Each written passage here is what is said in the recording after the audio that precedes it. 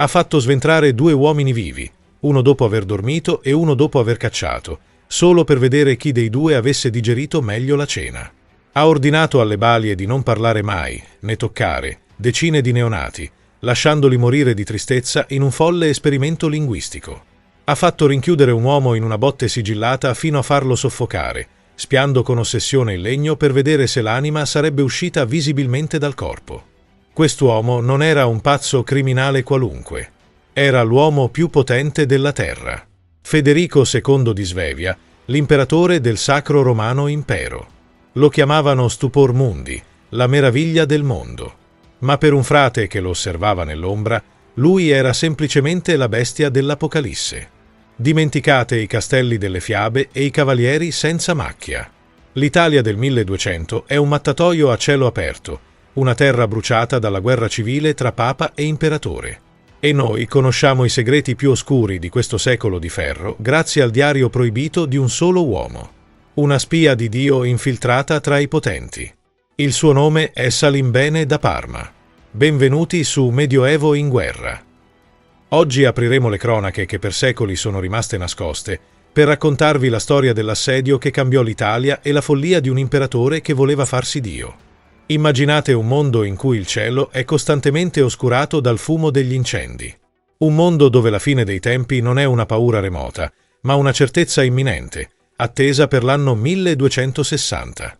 Siamo nel cuore del 200, il XIII secolo. L'Italia non è il paese solare delle cartoline, ma un campo di battaglia fangoso e brutale, lacerato dalla lotta titanica tra 2 poteri universali, il papato e l'impero. Da una parte i Guelfi, difensori della Chiesa, dall'altra i Ghibellini, fedeli all'imperatore Federico II di Svevia. È una guerra civile che spacca le città, divide le famiglie, mette fratello contro fratello. Ma in questo caos di ferro e sangue c'è un uomo che osserva. Non è un generale, né un re. È un frate mendicante. Si muove tra le corti dei potenti e le taverne dei poveri, con i sandali consumati e una pergamena sempre pronta. Il suo nome è Salimbene de Adam da Parma. E quella che ci ha lasciato non è una semplice cronaca, è la scatola nera del Medioevo. Attraverso i suoi occhi impietosi stiamo per entrare nelle stanze segrete della storia, lì dove i manuali scolastici non osano arrivare. Per capire l'odio e la passione che animano questa cronaca, dobbiamo prima capire chi è l'uomo che impugna la penna. Salimbene non nasce povero. Viene alla luce il 9 ottobre 1221, a Parma, in una famiglia ricca e potente. Suo padre, Guido de Adam, è un uomo di guerra, un crociato, un notabile che ha grandi progetti per quel figlio. Salimbene stesso ci racconta un aneddoto agghiacciante sulla sua infanzia, che spiega molto del suo carattere. Nel 1222, un terribile terremoto scuote il nord Italia. Sua madre, temendo il crollo della casa, prende in braccio le 2 figlie femmine e scappa, lasciando il piccolo Salimbene nella culla. Lui si salva per miracolo. Anni dopo rinfaccerà alla madre questo abbandono. Lei risponderà: «Figlio mio, le tue sorelle erano più leggere da portare». Una risposta che Salimbene annota con amarezza. Forse, fin dall'inizio, si è sentito un sopravvissuto, qualcuno che doveva cavarsela da solo. Crescendo, il giovane respinge tutto ciò che il padre rappresenta. Guido de Adam vuole un erede politico, un cavaliere. Salimbene invece viene rapito dal fascino di un movimento nuovo, rivoluzionario, che sta sconvolgendo l'Europa, i Francescani. Francesco d'Assisi è morto da poco e i suoi seguaci, poveri, scalzi, gioiosi, sembrano l'unica risposta sensata a un mondo corrotto. La scelta di Salimbene di entrare nell'ordine, nel 1238, scatena un dramma familiare degno di una tragedia greca. Il padre Guido è furioso. Non accetta che il suo erede diventi un beghello, un mendicante. Salimbene racconta scene incredibili. Il padre che irrompe nei conventi per rapire il figlio, che scrive all'imperatore Federico II e persino al Papa per farlo espellere dall'ordine. C'è un momento, descritto nella cronaca, che è cinema puro. Il padre raggiunge Salimbene nel convento di Fano. Di fronte a tutti i frati e ai laici, Guido de Adam urla, piange, maledice i francescani che gli hanno rubato il figlio. Offre a Salimbene cavalli, servitori, ricchezze infinite se solo tornerà a casa. Salimbene, imperterrito, cita la Bibbia: chi ama il padre o la madre più di me non è degno di me. Il padre, sconfitto e umiliato, lancia al figlio una maledizione terribile: che tu sia affidato a 1000 diavoli, tu e chi ti ha ingannato. Salimbene annota freddamente e se ne andò con il cuore gonfio d'ira, e non lo rividi mai più fino alla sua morte. Da quel momento Salimbene diventa un viandante di Dio.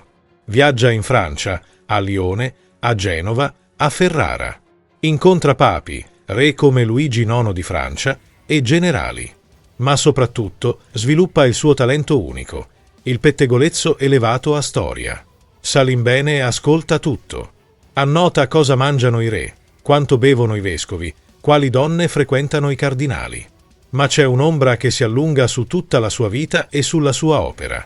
Un'ombra gigantesca che Salimbene teme e ammira allo stesso tempo. L'uomo che suo padre serviva, l'uomo che sta mettendo a ferro e fuoco l'Italia, l'imperatore Federico II. Per Salimbene, Federico non è solo un nemico politico.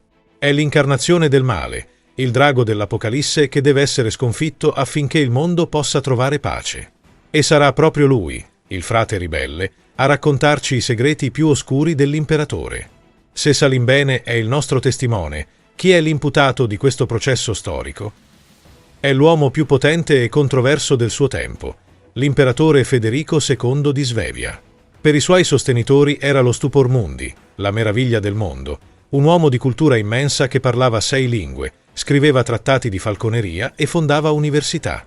Ma per Salimbene e per la fazione guelfa, Federico era semplicemente l'anticristo, o quantomeno il suo precursore.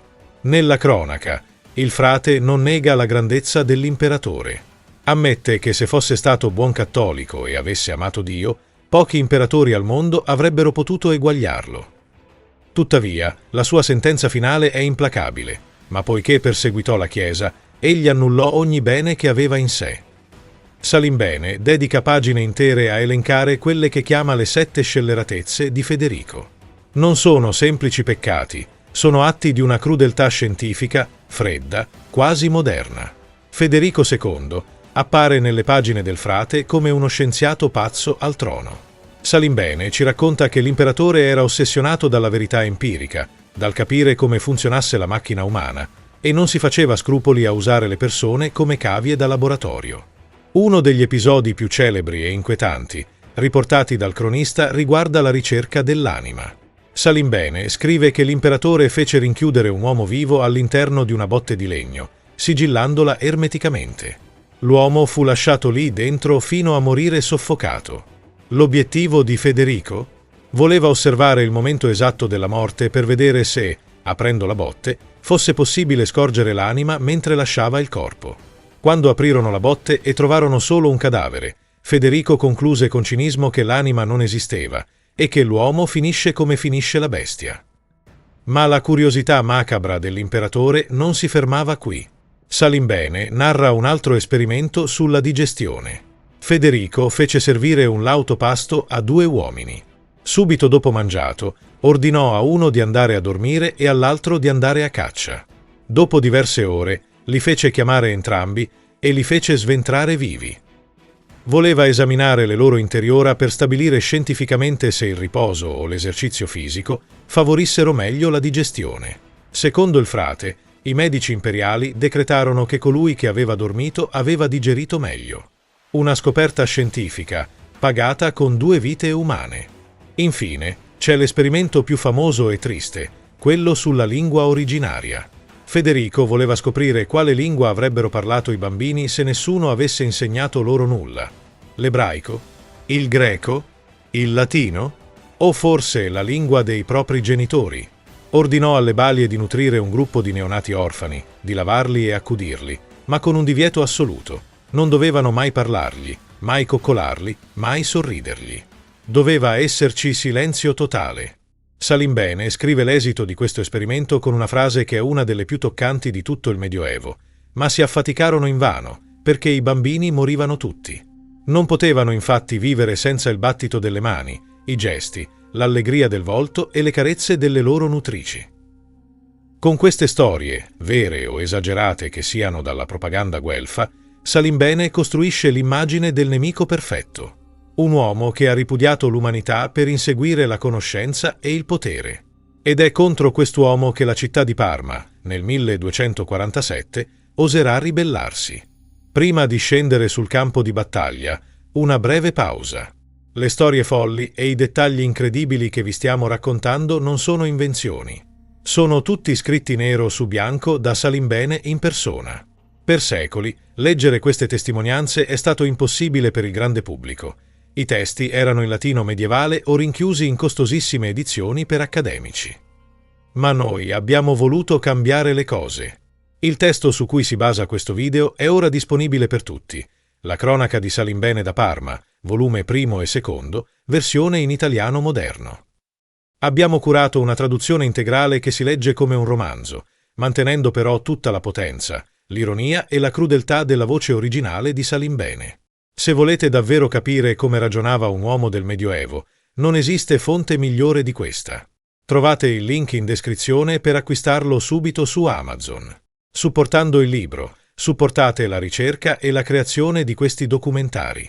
Ma ora, torniamo al 1247, l'anno in cui l'imperatore decise che Parma doveva morire. Siamo nell'estate del 1247. Federico II è all'apice della sua potenza. Ha sconfitto i suoi nemici in quasi tutta Italia, tiene il Papa sotto scacco e controlla il regno con pugno di ferro. Parma, la città natale del nostro Salimbene, è da sempre una roccaforte ghibellina, fedele all'impero. È una città che Federico considera sua, un pilastro sicuro nel caos della politica italiana. Ma in quella calda estate accade l'impensabile. Mentre l'imperatore si trova a Torino, lontano, un gruppo di esuli guelfi di Parma, appoggiati dal Papa, organizza un colpo di mano audace. Con un'azione a sorpresa, rientrano in città, sconfiggono la guarnigione imperiale e prendono il controllo del comune. In una sola notte, Parma volta le spalle all'impero e innalza i vessilli della Chiesa. La notizia raggiunge Federico II, come un fulmine. Salimbene ci descrive la reazione dell'imperatore, non come quella di un politico calcolatore, ma come quella di una belva ferita. Il drago, come lo chiamavano i guelfi, sputa fuoco. Per Federico, questo non è un semplice rovescio militare. È un tradimento personale, imperdonabile. L'imperatore giura pubblicamente che non si toglierà la corona dalla testa, finché non avrà raso al suolo Parma. E attenzione alle parole, non vuole riconquistarla, vuole annientarla. Federico dichiara che, una volta presa la città, ucciderà tutti i maschi adulti, senza pietà, e darà le donne e i bambini in schiavitù ai suoi soldati saraceni. Sulle rovine della città spargerà il sale, affinché mai più nulla vi possa crescere, né grano né case. Parma deve sparire dalla carta geografica come monito per chiunque osi sfidare l'impero. La mobilitazione è totale. Federico convoca i suoi alleati più potenti. Arriva Ezzelino da Romano, il terribile tiranno di Verona, un uomo la cui crudeltà era leggendaria persino per quell'epoca. Arrivano truppe da Cremona, da Pavia, da Bergamo. Arrivano i temuti arcieri saraceni dalla Sicilia e mercenari tedeschi corazzati. È un esercito immenso, una marea d'acciaio che cala sulla pianura padana e circonda Parma in una morsa mortale. All'interno delle mura, la popolazione è terrorizzata, ma decisa a vendere cara la pelle. Sanno che non ci sarà pietà. Non c'è spazio per la diplomazia. È una lotta per la sopravvivenza pura e semplice. Salimbene, che vive questi momenti con l'angoscia di chi ha parenti e amici dentro quelle mura, descrive l'inizio di un assedio che non ha eguali nella storia del 200. Ma Federico, nella sua arroganza, fa qualcosa di inaudito. Non si limita ad allestire un accampamento nel fango. Decide di costruire qualcosa che dimostri la sua onnipotenza divina. L'assedio inizia, ma Federico II non ha intenzione di aspettare al freddo in una tenda di tela. Nella sua mente, Parma è già morta, è solo questione di tempo. Così, per umiliare ulteriormente i traditori, l'imperatore dà un ordine che sfida ogni logica militare ed economica. A poche centinaia di metri dalle mura di Parma, ordina di costruire una nuova città. Non un accampamento provvisorio, ma una vera città, con case in muratura, strade lastricate, chiese, palazzi nobiliari e persino una zecca imperiale per battere moneta. La chiama, con suprema arroganza, Vittoria. Il messaggio è terrificante. Voi parmigiani siete il passato. Vittoria è il futuro. Io non mi muoverò da qui, finché non vi avrò cancellato. Salimbene ci descrive questa città effimera come un luogo di sfarzo surreale. Mentre dentro Parma si inizia a morire di fame, fuori, a Vittoria, la corte imperiale banchetta. Ci sono mercanti, giullari, le famose danzatrici saracene dell'imperatore e il suo serraglio personale con leoni, pantere e cammelli. È uno spettacolo di potenza, volto a spezzare il morale dei difensori. Dentro le mura di Parma, la situazione è disperata. Il blocco è totale. Il sale e il grano scarseggiano. Salimbene racconta che l'angoscia era tale che le persone passavano le notti in preghiera, aspettando l'assalto finale che li avrebbe uccisi tutti. Ma Federico commette un errore. Si innamora troppo della sua creazione. Si sente così sicuro, così intoccabile nella sua città di Vittoria, da dimenticare la prima regola della guerra: mai sottovalutare un nemico che non ha più nulla da perdere. Passano i mesi. Arriva l'inverno del 1248. Il freddo e la nebbia scendono sulla pianura padana. L'attenzione degli imperiali cala. Sono convinti che i parmigiani siano ormai troppo deboli per combattere, scheletri che camminano in attesa della fine. Non sanno che dentro quelle mura la disperazione si sta trasformando in una rabbia fredda e micidiale. E così arriviamo all'alba fatale del 18 febbraio. È la mattina del 18 febbraio 1248. Federico II si sveglia nella sua reggia a Vittoria. Non pensa alla guerra. La giornata è limpida, perfetta per la sua più grande passione, la caccia con il falcone. L'imperatore decide di uscire a cavallo con un seguito ridotto per andare a caccia nelle paludi vicine. Con lui porta gran parte della sua guardia scelta, lasciando la città di Vittoria ancora presidiata, ma senza il suo comandante supremo e con le truppe rilassate. Dalle mura di Parma, le vedette notano il movimento. Vedono lo stendardo imperiale allontanarsi verso la campagna. È il segnale. Ora o mai più. Quello che succede dopo è un fiume in piena. Non è una manovra militare ordinata, è l'esplosione di un popolo. I cancelli di Parma si spalancano e ne esce un'onda umana. Cavalieri, fanti, ma anche donne, anziani e ragazzini, armati di bastoni e pietre. Tutti corrono verso Vittoria urlando, spinti dalla fame e dall'odio. La sorpresa è totale. Le truppe imperiali, colte mentre preparavano il rancio o dormivano, vengono travolte. Salimbene descrive la scena con una soddisfazione feroce. La gloriosa città di Vittoria diventa una trappola mortale. Le case vengono incendiate, i mercenari tedeschi massacrati nei vicoli, i preziosi tesori dell'imperatore saccheggiati. L'imperatore Federico, udendo il frastuono in lontananza, cerca di tornare indietro, ma è troppo tardi.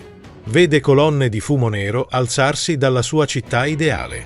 Vede il suo sogno bruciare.